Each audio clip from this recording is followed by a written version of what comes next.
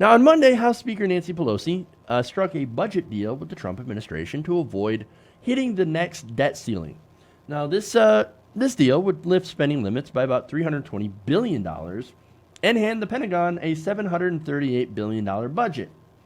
That's an increase of $22 billion from the previous year. Already a complete disaster because the Pentagon does not need more money.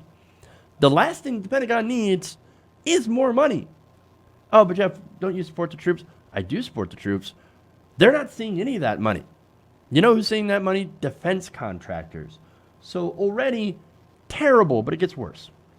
But before I explain why, for those of you who might be like, wait, what's the debt ceiling? What's the debt limit? What do you mean by that? The debt ceiling is basically a legislative limit on how much money the federal government can borrow to cover debts that it's already previously accrued. That's why it's such a big deal. And if you don't raise it, the United States could default on its debt. And of course, that might trigger a global financial crisis. So this could be very bad if we don't raise the debt limit. So then you might be wondering, well, then why are you going after Nancy Pelosi for making this ridiculous, for making this deal? It's because of what she did and what she got from the deal. Now, Pelosi, in her negotiations, didn't just raise the debt ceiling. She suspended it. Okay, well, let me give you some details. And you might be wondering, well, what's the problem with that? Again, I don't see the issue. Well, here's the timing, right? So Donald Trump, now without a debt ceiling, can continue to borrow money to finance his ridiculous things, right? So that means he's going to end up spending more money, at least as much as can get through the House, which unfortunately, even though it's democratically controlled, there is a large contingent of corporate Democrats who will approve, as you saw, even more military spending. So, of course, they spend more money, they have to go and borrow more, the debt increases, right? So now, what they've done is that they basically handed Donald Trump and the Republicans freedom to spend without getting anything in return. And so, here's the thing. Democrats had leverage since they control the House.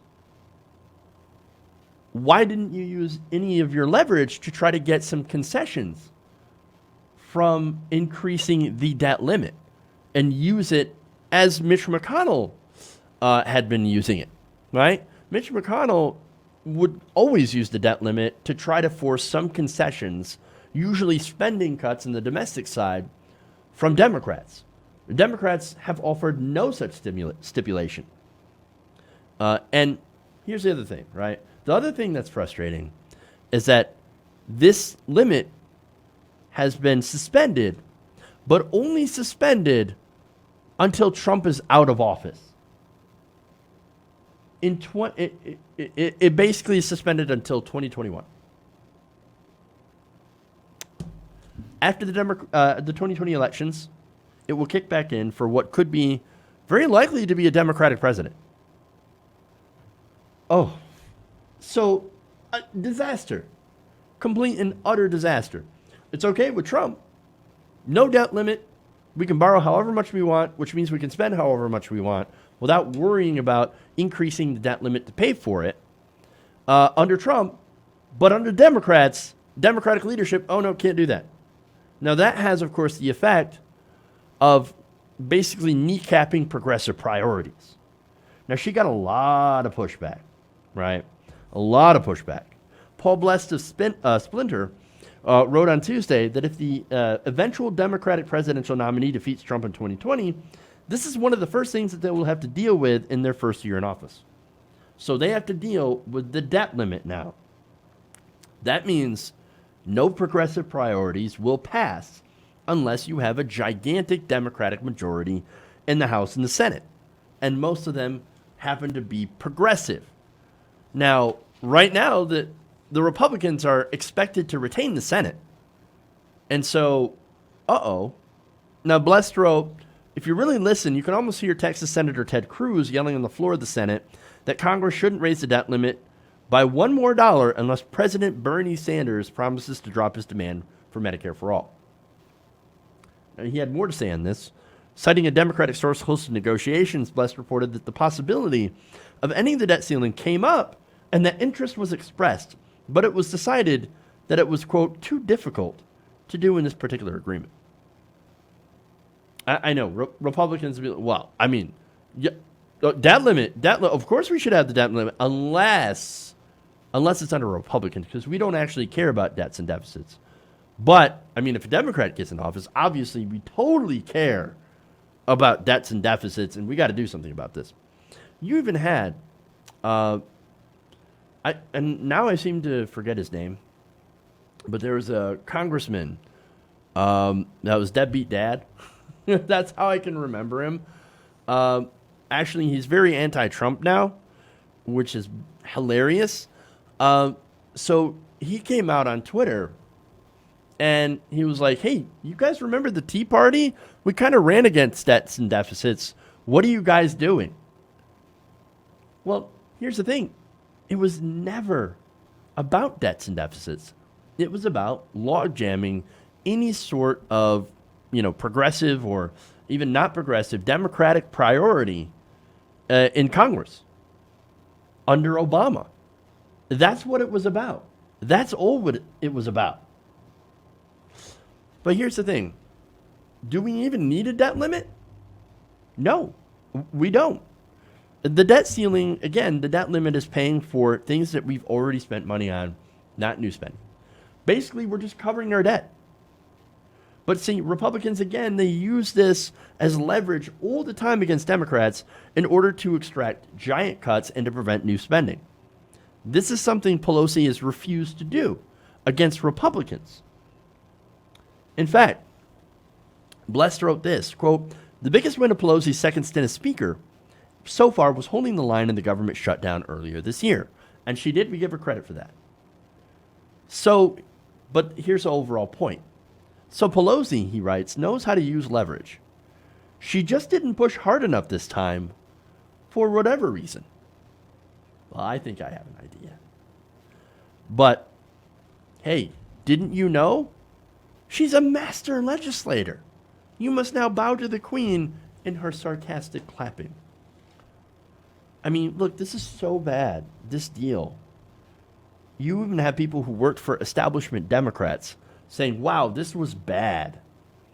This is Adam Jenelson, who served as deputy chief of staff to former Senate Democratic leader Harry Reid. You remember Harry Reid? Harry the Lion.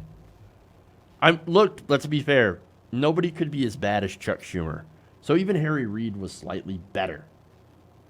But anyway, he said this in an interview with Bloomberg, which reported on Tuesday that 2020 Democratic presidential candidates are, quote, quietly expressing consternation that the agreement could set them up for a disastrous first year in the White House.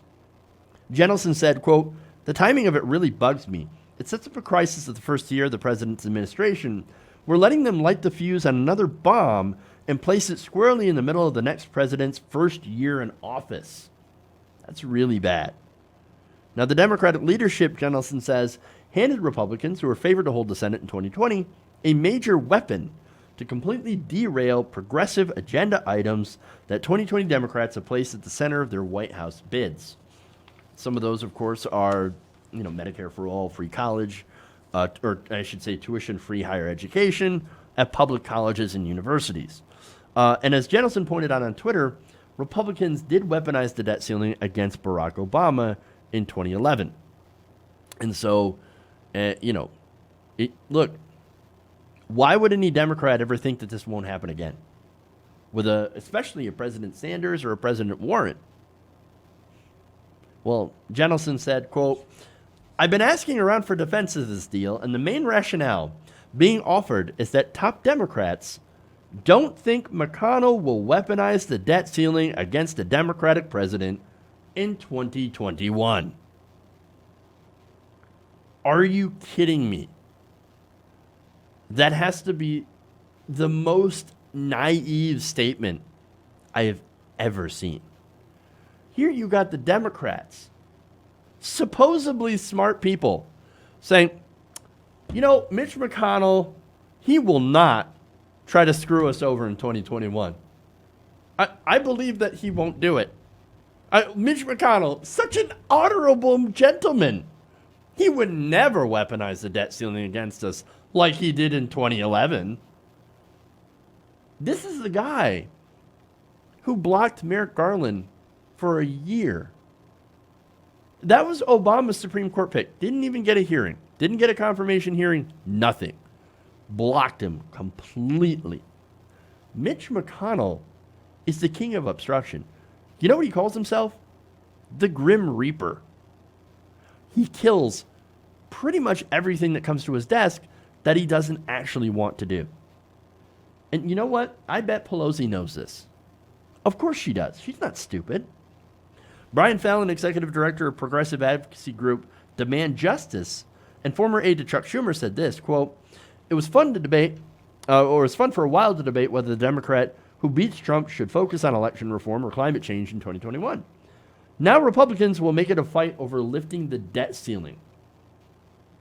The negotiations over the debt ceiling clearly illustrate the asymmetry between the two parties. The GOP is happy to preserve the debt limit because they know Dems will never hang it over a GOP president's head.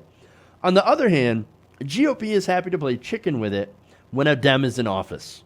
And he's absolutely right. And you know what? This is on purpose. Nancy Pelosi has shown over and over again that she despises progressives. She's not a progressive. She loves the status quo, and she's very, very worried about Elizabeth Warren and especially Bernie Sanders winning the Democratic nomination and going on to crush Donald Trump because, at least in the case of Bernie Sanders, we know for certain that it would be a layup that he would destroy President Trump. I actually take it back when I used to say that Nancy Pelosi is not a master legislator. She is. She just does it to the benefit of the Republicans. And two, master strokes. This, and remember the PAYGO legislation. Nancy Pelosi has ensured that a Bernie Sanders administration would be completely ineffective at doing anything that it promised to do. That's it. She has completely destroyed any chance of having any sort of progressive legislation. And she wants to call herself a progressive. Nancy Pelosi and corporate Democrats, they are not on our side. They would rather sabotage us to ensure that nothing at all changes for their corporate donors. That's who they are. Hey guys, hopefully you enjoyed that free video. Now I'm going to have to ask you a favor. Between the demonetization and the YouTube algorithm messing around with view counts, etc., we're having a hard time adjusting to the new YouTube reality, which is where you guys come in. See, we have a Patreon, patreon.com/TYTNation, set up to help us rely on you guys, the viewers, instead of big corporate ads. Look, you know the show. You know how I'm not in favor of big corporations anyway. So help us transition away from relying on the ad model to pay the bills and sign up to be a patron, patreon.com/TYTNation. That goes a long way to help us keep the lights on. And you guys will know that you're supporting independent progressive media.